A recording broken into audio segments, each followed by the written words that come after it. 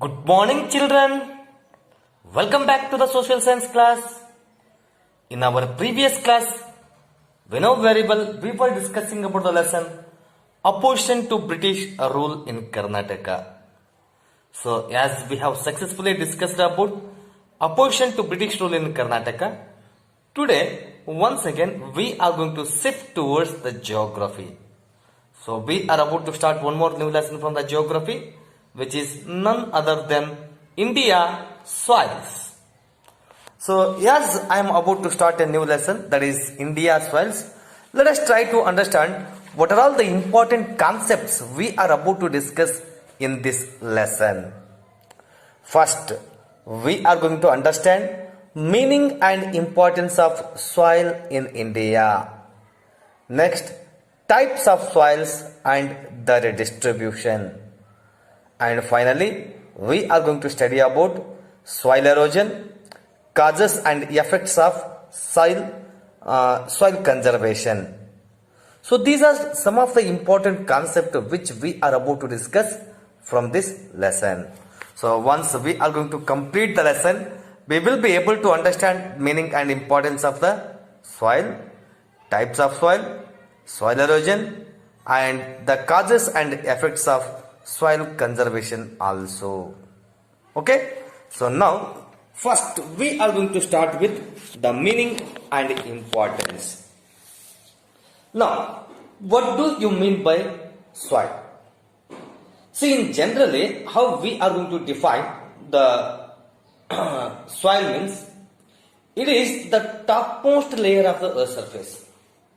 Soil is the topmost layer of the earth surface. And soil is the thin surface layer of the earth comprising of closely intermixed mineral and organic substances. So here we are going to find the intermix of minerals as well as organic substances also in the soil. So everyone is aware of this one. Everyone is going might have experienced about the soil. Okay. So it is a very important natural resource of India. So especially when it comes to the India, so this soil is also going to be considered as one of the most important natural resource of India. Do you know why soil is going to be known as the important natural resource of India? Because mainly India itself is the agro-based country.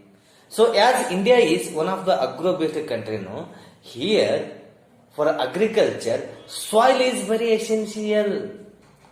And if we are going to have fertile soil, good quality soil, then automatically it becomes very easy for us to engage ourselves in agricultural activities. For that reason only, the soil is going to be considered as one of the most important natural resource of our country. Because agriculture is the main occupation of people and agricultural production is basically dependent on the fertility of the soil. So as I said to you now itself, basically India itself is a agro-based country, and as it is the agro-based country, we need to have a very fertile soil, and if the fertile soil is available, then automatically agriculture is going to become very effective. And it is possible for us to produce more and more crops also very easily. Soil formation of India is mainly related to the parent rock. So at present, whatever the soil formation is going to take place in our country, no? So it is totally depend upon the parent rock. So what do you mean by parent rock? So parent rock is nothing but the old rocks. Relief, climate, and natural vegetation. So relief, climate, and natural vegetations are also going to play a very, very important role in the formation of the soil. So there is a wide variety of soils in India. So for that reason, we are going to come across number of variations in soil, or types of soils are going to be seen all over the country. So it is not possible for us to see the same type of soil all over the country, because the rocks, the relief, vegetation and even the climate, no, it is also going to differ from place to place. So as these all things are going to differ from place to place, it is possible for us to see different varieties of the soil in our country. Okay, so when it comes to the types of soil, mainly the soils are going to be divided into 6 types.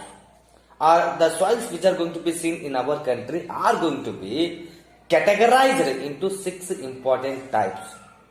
The first one is alluvial soil, second is black soil, next is red soil, next is laterite soil, next is desert soil, and the mountain soil. So these are the 6 important types of soil which we are going to see at present in our country. Okay, so one by one we are going to understand what do you mean by alluvial soil, where exactly you are going to find the alluvial soil, and what is the importance of agriculture, and what type of crops are going to be seen grown in alluvial soil. So these all things we are going to discuss in detail now. So first we are going to start with the alluvial soil. See, when it comes to the alluvial soil, the alluvial soil is going to be considered as the most fertile soil which is suitable for the practice of agriculture. The soil that are composed of alluvium are called alluvial soil. Now you see, the soil which is going to have the alluvium with it is going to be known as the alluvial soil. So they are formed from the sediments deposited by the river as in Indo-Gangetic plain and by the sea waves in a coastal plain. So how this alluvial soil is going to form? So these alluvial soils are going to be formed due to the sediments, due to small sediments deposited by the rivers, especially at the Gangetic plain and the coastal plain. So this alluvial soil is going to form. In the sense, continuously these rivers, when they are flowing, they are going to carry the small sediments with them.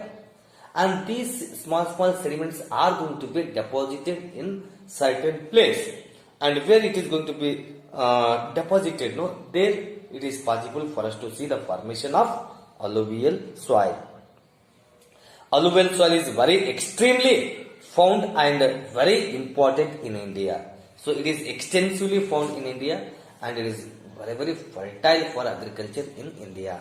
So in the beginning itself I said to you, this alluvial soil is there, it is very suitable for the practice of agriculture and it is having lot of fertility also.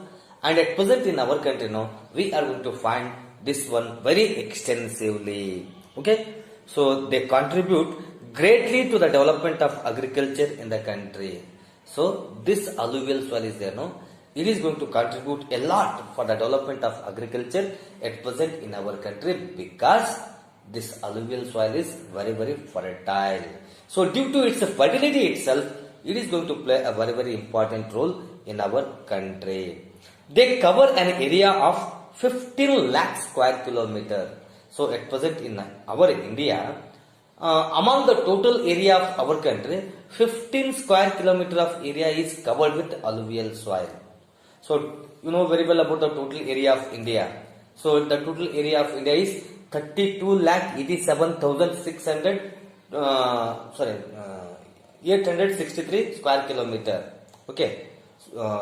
Now among 32 lakh square kilometer of area, 15 lakh square kilometer of area is filled with alluvial soil only. Then automatically we can understand the importance of alluvial soil in our country. Okay. The main crops grown on this type of soil are wheat, paddy, sugarcane, cotton and jute. Now you see, mainly we are going to produce the crops like wheat, paddy, sugarcane, cotton and jute in alluvial soil. Because this soil is very fertile, and as this soil is very fertile, it is possible for us to produce this type of crops very extensively in this area. Okay, So after the alluvial soil, we are going to discuss the black soils. Now, when it comes to the black soils, no, this soil is also going to be known as regur. So this black soil is also going to be known as the regur soil and black cotton soil, as they are best suited for the cotton cultivation. So apart from regur soil, it is also going to be known as the black cotton soil because it is very very suitable for the cotton cultivation. So where the black soil is available, no, there it is possible for us to engage ourselves in cotton cultivation. So they are derived from the basalt rock. So these black soils are there, no, they have been derived from the basalt rock. So they are dark gray to black in color. So when it comes to the color, no, the black soils are going to have the dark and gray and black in color and with a high clay content. So this black soil is, you know, it is having the high clay content and they are highly retentive for of moisture and extremely compact. So they are best suited for the cultivation of cotton, sugarcane, jowar, maize, pulses, wheat and chilies. Now you see at present, so this black soil is highly retentive of moisture and extremely compact. So as a result, it is possible for us to produce the crops like cotton, sugarcane, jowar, maize, pulses, wheat and even the chilies also in this soil. And black soils are largely found in Deccan basalt trap region, including Maharashtra. So actually this black soil is there, no? So it is not going to be found in the northern plains. So usually in northern plains it is possible for us to see the alluvial soil. But this black soil is there, no? It is going to be seen in the Deccan basalt trap. So including Maharashtra, Madhya Pradesh, parts of Telangana, northern part of Karnataka, parts of Gujarat and Tamil Nadu.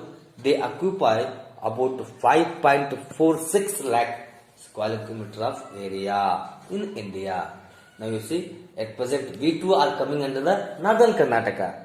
So in northern Karnataka also it is possible for us to see the black soil. So apart from Karnataka, this is the Maharashtra, Madhya Pradesh, Telangana and in many other parts of our country it is possible for us to see the black soil. And the total area which has been occupied by the black soil is nearly 5.46 lakh square kilometer in our country. Okay, so after the black soil we are going to discuss the red soil also. Now you see, red soil, they are formed from the weathering of granite, gneiss and other crystalline rocks. So these red soils are there, no? These red soils have been formed from the weathering of granite and gneiss and other crystalline rocks. The color of these soils is generally red or reddish brown. So as the name itself is red soils, no? Usually it is going to have the color of reddish or red brown.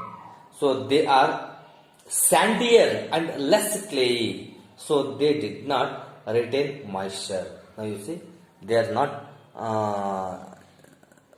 they are sandier and less clayey. So as a result of it is not possible for them to retain the moisture with them, and they cover a vast area of about 5.2 lakh square kilometers. So this red soil is going to be seen in the area of almost 5.2 square kilometers, lakh square kilometers, and these soils are spread extensively in Tamil Nadu.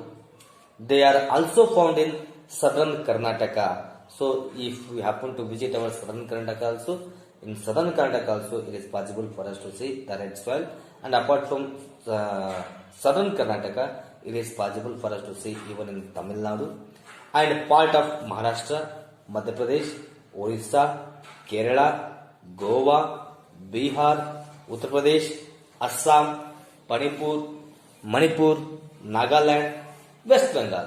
So these are some other states where it is possible for us to see the red soil. Okay. And these red soils are there, no? They are ideal for the cultivation of ragi. So in southern Karnataka, leave about the other states. We just take the example of our Karnataka only. In southern Karnataka, if you happen to visit Mysore, Mandya, Bangalore, there ragi ball is very very famous. Do you know why the ragi ball is famous? Because they are growing more and more ragi there. Okay. And apart from the ragi, millets, groundnuts, tobacco and potato are also going to be grown successfully in the red soils. A variety of crops can be grown in these soils if there are irrigation facilities. Now you see, if in these areas the irrigation facilities are available, then automatically it is possible for us to produce varieties of crops here. Okay. Now, after the red soils, we are going to start late red soils. So these soils are formed to tropical areas under the conditions of high temperature and rainfall. See, these later soils are, these are going to be formed, in the tropical areas where the conditions of high temperature and rainfall. So the areas, those who are going to receive the high temperature and even the high rainfall also. So these soils are cover an area of 2.48 lakh square kilometer. So at present, out of the total area of India, this latered soil is going to cover 2.48 lakh square kilometers. They are mainly found in the uplands of Western Ghats. So usually these latered soils are there, no? They are going to be found in the Western Ghats of uplands of Western Ghats, Eastern Ghats, the Chota Nagpur Plateau, Meghalaya Plateau, the Rajmahal Hills, Vindhyas and Satpuras. They are leached soils and not fertile and are of limited use for agriculture. So these soils, no, they are not that much fertile. They are having leaching problem, and as a result, they are not that much useful for the practice of agriculture. So here the crops like cashew, rubber, tea, coffee and paddy can be grown in these soils. Okay.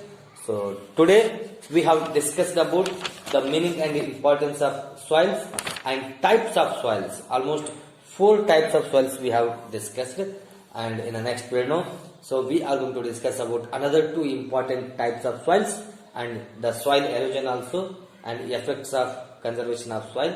And I hope in our next period we are going to wind up this lesson. Okay, so till to that, bye, see you.